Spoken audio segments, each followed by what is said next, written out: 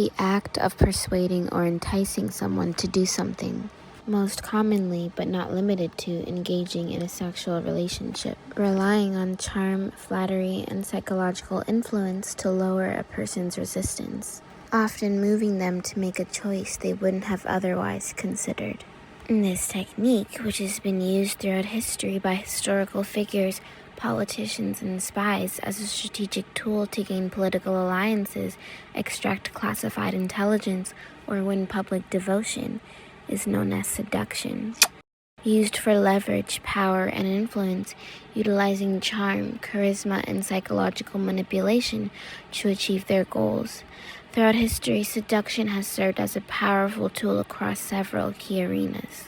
When physicality, witty banter, or intelligence alone is not enough to capture the attention of those you desire most, seduction offers benefits that extend far beyond romance to enthrall your prey. When approached as the fine art of charm, active listening, and influence, it helps build self-confidence, improves in charisma in both personal and professional settings, and creates anticipation that heightens intimate connections. In this video, we explore Robert Greene's The Art of Seduction and the many archetypes seducers must take on to maximize its effects. We'll dive into the secrets of the most prolific seducers in all of human history, and use their teachings to become master seducers ourselves. This is Black Satin Theory. If your goal is mastering social influence and persuasion, adding seduction to your arsenal is essential. Rather than forcing people to do what you want, you learn to shift their desire and lower their resistance, making them want to follow your lead. Effortless influence is achieved through charm and emotional connection, rather than using aggressive tactics or direct commands to achieve your goals. The greatest seducers often focus heavily on being outer directed. By actively listening and identifying exactly what another person lacks or desires, you can build deep magnetic rapport. In the critically acclaimed film The Devil Wears Prada, Miranda Priestly is the formidable ice-cold editor-in-chief of Runway magazine. Often referred to as the devil, she is fiercely demanding and expects perfection. Andy, or Andrea Sachs, is a smart, idealistic college graduate and aspiring journalist who lands a job as Miranda's junior personal assistant. Despite knowing nothing about fashion, Andy must navigate the cutthroat industry. In the onset of their relationship, Andy starts out struggling and clashes with Miranda's intense demands. She quickly learns that she might fail in this industry with Miranda as an enemy. She knows that she must develop her as a friend, become an asset, and seduce her. So she directs her energy outward and begins attentive listening, paying attention, taking notes to anticipate Miranda's every need, eventually adopting a high-end fashion mentality. In one famous scene, Miranda gives her the near impossible task of obtaining a Harry Potter manuscript for her 2 twin daughters. Andy scrambles all day, but she doesn't let Miranda see her sweat. When she ultimately obtains the manuscripts, she delivers it straight to Miranda's desk with a Starbucks coffee. But when Miranda asks how her twin daughters will possibly share one manuscript, she lets Miranda know that she's already laminated 2 brand new copies of the manuscript, making it look like a normal source to book, rather than pieces of old paper jumbled together. She also lets Miranda know that she's already sent the twins off with the manuscripts to their grandmothers, going above and beyond what Miranda originally requested. Miranda doesn't show that she's impressed or that Andy has obtained her approval, but Andy already knows that she's achieved it. In this, Andy perfectly demonstrates a key component to seduction: the ability to focus your energy outward and use active and attentive listening to discover what your target truly desires most. We live in an era of instant messaging and hyper-connection. Celebrities and public figures are easier to reach now more than ever. Availability has become cheap. The power of seduction lies in leaving room for the imagination. It's important to understand the art of omission, whether you're conversing with people in person or over social media. Don't lay out your entire life story, political views, or daily routines on social media. Don't converse about your every move with your friends, coworkers, or anyone that you wish to desire you. Leave a little something unsaid to induce curiosity and anticipation. Use your unavailability strategically. Do not reply instantly to every message. Balance your presence with strategic distance so that people naturally yearn for your attention. However, you must be careful not to be prudish in this approach. Rather, be unexpected. Introduce spontaneity into your interactions.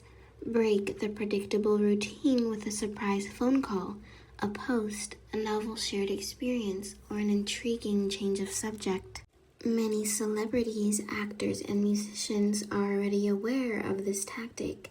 They withhold so that you want more. You check their stories repeatedly. You keep up on every new update. They spend so much time withholding that you're basically dripping with desire to know what's going on in their personal lives. When they eventually succumb to the public's anticipation, giving you a glimpse into their world, they make their debut small, being careful not to over or underwhelm.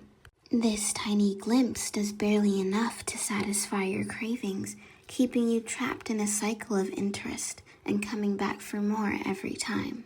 Kylie Jenner is a well-known Instagram model and socialite in the public sphere due to the coven of women that are her sisters, the Kardashians.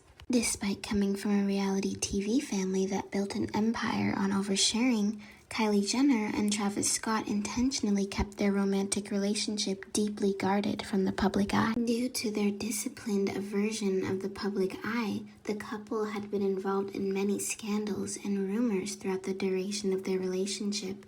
They would be swarmed by paparazzi everywhere they went trying to get a photo of them because they knew the public had desire to get a glimpse into their relationship. Any drama or discourse surrounding their relationship became very profitable to the paparazzi and media outlets. Eventually, the public began speculating that Kylie Jenner was pregnant and expecting a baby girl.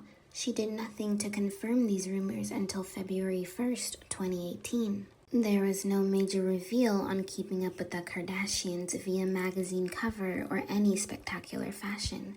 She simply announced the birth by updating Instagram and Twitter. A tiny glimpse into their life. This no doubt caught the attention of the masses. Then, out of nowhere, on February 4th, 2018, she uploaded a deeply personal 11-minute YouTube documentary or video titled To Our Daughter. This video immediately went viral as it captured the entire 9 months of her secret pregnancy. Becoming a media sensation, her video has amassed 108 million views to date. In this, she harnesses the art of omission, denying your praised desires and giving them small little bits, pushing and pulling, hot and cold, mixing together to create obsession in the process. You should understand that the art of seduction is not about love, and the most seductive people in history were rarely the most beautiful. They were the most psychologically unforgettable.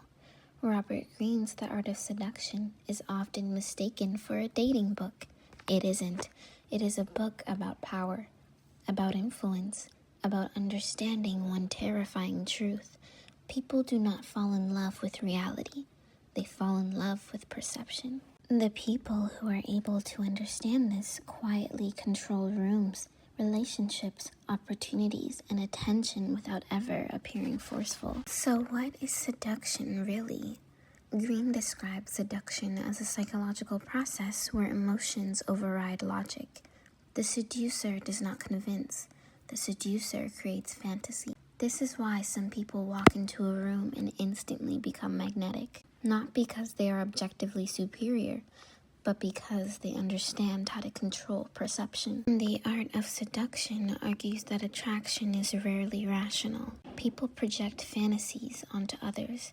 They become obsessed with mystery, with emotional uncertainty, with people who seem slightly out of reach, which means the most powerful person in the room is often the one revealing the least. The author's first archetype is the siren, who understands something modern culture has forgotten.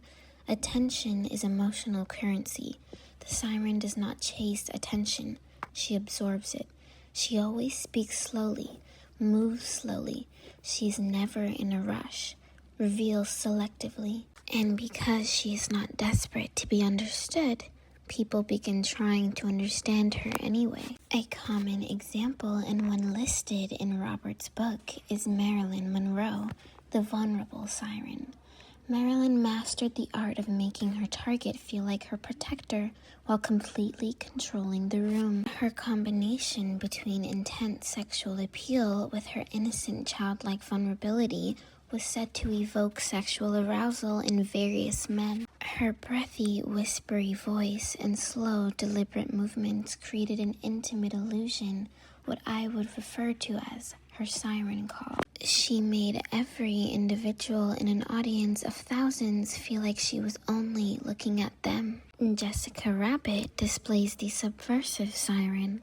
She's a hyper-exaggerated, self-aware caricature of the cinematic femme fatale siren. Her slow walk, heavy-lidded gaze, and body language demand undivided attention, creating magnetic visuals. Her emotional distance adds to her charm. She remains entirely calm, detached, and unbothered by the chaos she causes around her. Her famous line, "I'm not bad, I'm just drawn that way," highlights the siren's power is often just a mirror reflecting the deep desires of the person looking at her. And lastly, Cleopatra represents the intellectual siren. She proved that the siren archetype relies more on mind and presence rather than physical perfection alone. She specifically used the power of her voice. Historical accounts note her voice was like a multi-stringed instrument, capable of speaking many languages. She understood theatrics, famously floating down on the Nile on a golden barge to enchant Mark Antony, creating a grand spectacle. Finally, she was the ultimate escape. She offered powerful men a break from their heavy political burdens, creating an intoxicating world of luxury and wit. The next archetype is the ideal lover, representing the ultimate source of validation, romance, and emotional fulfillment. Unlike the siren who lures others into her world through mystery and desire, the ideal lover focuses entirely on the other person. This archetype acts as a mirror, discovering what their partner lacks, whether it is attention, adventure, or deep understanding, and perfectly reflects it back to them, making them feel like the center of the universe. They listen intently and study people to discover their hidden desires and insecurities. They reflect an idealized version of the target back to themselves, boosting the target's self-worth. They appreciate beauty, art, and romance, creating magical, unforgettable dates and environments. They provide an escape from the cold, lonely aspects of daily life through intense emotional connection. Giacomo Casanova is the historic definition of the ideal lover.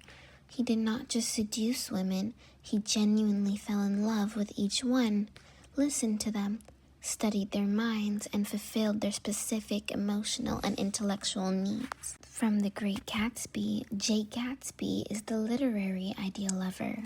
He recreates his entire life, wealth, and identity solely to fulfill the romantic ideals of Daisy Buchanan, offering her an ultimate world of luxury and devotion. Madame de Pompadour is the historical courtier and chief mistress to King Louis XVI of France. She mastered what the king lacked: peace, entertainment, and intellectual stimulation, becoming his indispensable emotional anchor and ideal companion. The rake archetype represents the ultimate rebel, thrill-seeker, and master of short-term seduction. Historically male but adaptable to any gender, the rake is a charming rogue, driven by pleasure, impulse, and an insatiable desire for the forbidden. Unlike the ideal lover who seeks emotional connection, or the siren who uses quiet magnetism, The rake uses bold, aggressive pursuit, unpredictable behavior, and raw passion to sweep targets off their feet. There are 4 elements to the rake. First being the thrill of the chase. They are intensely focused on a target until they win them over, often losing interest shortly after. Dangerous charm is next. They are openly flawed, dangerous, or emotionally unavailable, which makes them an enticing challenge. There is a "they can change them" trap. They masterfully project a hidden vulnerability, making targets believe they will be the one to finally tame the rake. And finally, absolute freedom. They reject societal rules, marriage, and conventional morality, often offering a temporary escape into the wild, uninhibited freedom. James Bond is the cinematic rake. He is suave, dangerous, and emotionally detached. He pursues romantic relationships with intense focus, but his lifestyle and inner walls ensure he always moves on to the next mission alone. Damon Salvatore is the supernatural rake. He's unpredictable, hypersexualized, and acts purely on impulse. He explicitly warns people that he is bad for them, which ironically draws them closer because of the raw honesty and the thrill he provides. Tony Stark is the billionaire rake. In his early arc, he used wealth, quick-witted arrogance, and a fast-paced lifestyle to avoid real intimacy, hiding a deeply fractured psyche behind a playboy persona. The coquette archetype represents the ultimate master of anticipation, teasing, and playful hot and cold dynamics. This archetype captivates others by skillfully alternating between intense attention and sudden emotional distance. The coquette plays a psychological game of cat and mouse, keeping targets hooked through the agonizing thrill of delayed gratification. Key characteristics of this archetype is the hot and cold loop. They give mixed signals, flirting warmly one moment and acting coolly detached the next. This keeps targets obsessed with winning them back. There's also the calculated independence. They project the illusion that they do not need anyone, which wounds the target's vanity and sparks a competitive drive to conquer them. They have a narcissistic charm.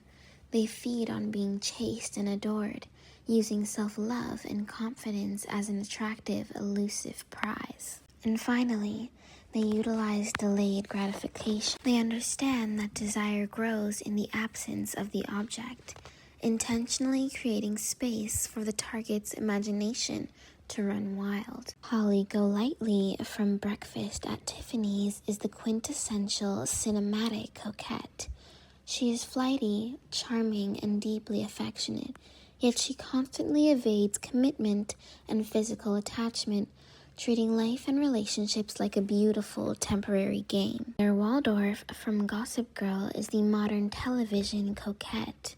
She uses high society charm, witty banter, and emotional walls to make her romantic targets earn every ounce of her attention, expertly torturing them through games of emotional tug-of-war. Scarlett O'Hara from Gone with the Wind is the classic literary coquette. She thrives on the adoration of multiple suitors, giving each just enough hope to keep them competing for her smile, while her true feelings remain fiercely guarded and volatile. The dandy archetype represents the ultimate rebel of style, refinement, and nonconformity. While most seduction archetypes rely on physical pursuit or emotional mirroring, the dandy seduces through aesthetic perfection, wit, and visual poetry. They refuse to follow traditional societal expectations, especially rigid gender norms, and instead create an entirely unique, highly stylized version of themselves that others find fascinating and liberating. The dandy involves the radical self-styling. They treat their clothes, grooming, and posture as a living work of art, obsessing over every detail. They utilize the power of wit. They use sharp, clever, and often cynical humor to charm rooms and disarm critics. They are gender fluid. They confidently blend masculine and feminine traits, creating an ambiguous, intriguing energy that appeals to all genders. And they refuse to conform. They openly look down on boring societal rules, choosing pleasure, art, and leisure over hard labor or traditional family expectations. Jack Sparrow from Pirates of the Caribbean represents the rugged, untraditional dandy. Despite being a pirate, he is obsessed with his trinkets, rings, eyeliner, and theatrical gestures. He uses eccentric charm, dramatic body language, and quick wit to escape danger, rather than relying on brute force. Beau Brummel is seen as the historic founder of dandyism. In 19th century England, he rejected the gaudy, over-the-top outfits of the royal court in favor of perfectly tailored suits, immaculate linen, and strict personal grooming, completely redefining modern men's fashion. And finally, David Bowie is the musical and visual dandy. Throughout his career, Bowie constantly reinvented his look, seamlessly blending feminine makeup and tailoring with masculine rock energy. His commitment to self-creation made him an icon of freedom. The charmer archetype represents the ultimate source of warmth, harmony, and social comfort. Unlike the rake, who uses aggressive passion, or the coquette, who plays cold psychological games, the charmer seduces by making everyone around them feel incredibly secure, relaxed, and special. They are the master conversationalists who avoid conflict, smooth over social awkwardness, and uplift the energy of any room they enter. They possess a radical positivity. They focus entirely on the good qualities of others, offering genuine praise and boosting people's confidence. They avoid conflict and disarm tension with humor, grace, and tact, preferring peaceful harmony over being right. They have an effortless attentiveness. They make intense eye contact, listen actively, and remember small details about people, making others feel deeply understood. They possess a non-threatening charm. They do not project a dangerous or highly sexualized energy right away. Instead, they build a foundation of trust and friendship first. Princess Diana was the empathetic charmer. Known as the people's princess, she disarmed the coldness of the royal family by showing genuine warmth, touching people, listening to their struggles, and making the public feel deeply seen and cared for. Bill Clinton is the quintessential political charmer. He is legendary for his ability to walk into a room of strangers and leave everyone feeling like they are his closest friend. Utilizing intense eye contact, physical touch, and focused listening. The charismatic archetype represents the ultimate force of vision, purpose, and unshakable inner confidence. While other archetypes seduce to win romance or personal adoration, the charismatic seduces to win allegiance to a grand idea, cause, or belief. They project an intense, larger-than-life energy that mixes deep conviction with a touch of mystery, making others want to follow them simply to be a part of their world. The charismatic possesses unshakable conviction. They believe in their vision or purpose with absolute certainty, which acts as a magnet for people looking for direction. They seamlessly blend two opposite traits, such as intense passion with cold detachment, or vulnerability with supreme confidence. They are masters of storytelling. They speak in vivid, emotional language, using symbols, metaphors, and grand promises to ignite the imagination of others. They have a powerful presence, commanding body language, and piercing eye contact that makes their words feel deeply personal and urgent. Joan of Arc is the definitive spiritual charismatic.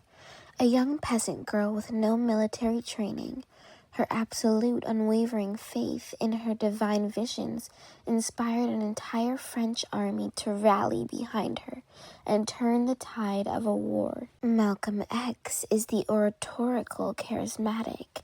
His sharp intellect, fierce honesty, and powerful speaking style commanded absolute attention. He combined a rigid, disciplined personal life with explosive, passionate speeches that galvanized a movement. David Koresh, a cult leader, represented the dark side of the charismatic. He used religious manipulation, intense personal attention, and an authoritative claim on the Bible, and an authoritative claim on biblical truth to strip followers of their autonomy and secure total, dangerous devotion. Finally, the star archetype represents the ultimate source of escapism, glamour, and larger-than-life fantasy.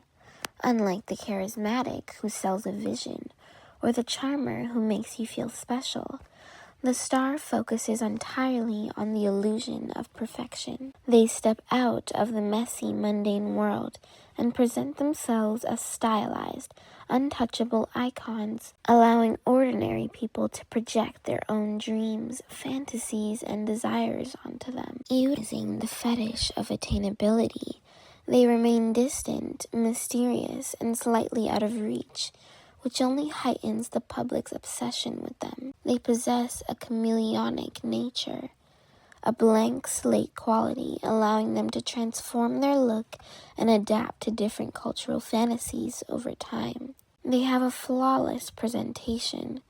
They treat their public appearance like high art, ensuring their lighting, wardrobe, and demeanor hide the ugly realities of normal human life. They possess a mythic status. They do not live normal lives. They live legends. Their daily actions, romances, and struggles are elevated to the level of modern mythology. Kim Kardashian is the modern digital star.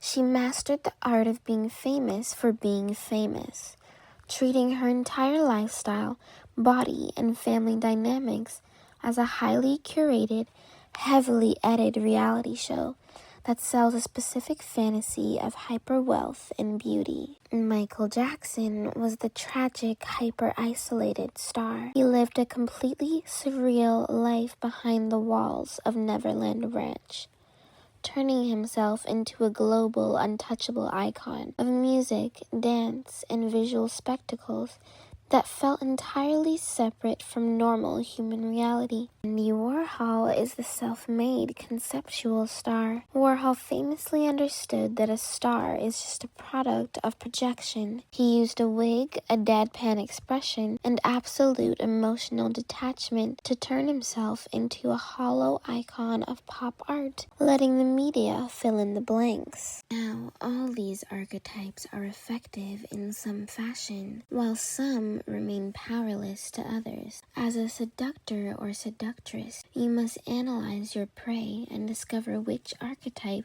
will work best. Remember that the real lesson of the art of seduction has nothing to do with romance. It is awareness. Once you understand how attention works, you begin to see the world differently. You notice how powerful people control emotion, how celebrities create distance, how luxury brands sell fantasy instead of products, how silence creates authority, how mystery creates value. You stop trying to be liked by everyone and start understanding the power of selective perception. Seduction, in Greene's framework, is ultimately the art of influencing emotion without force.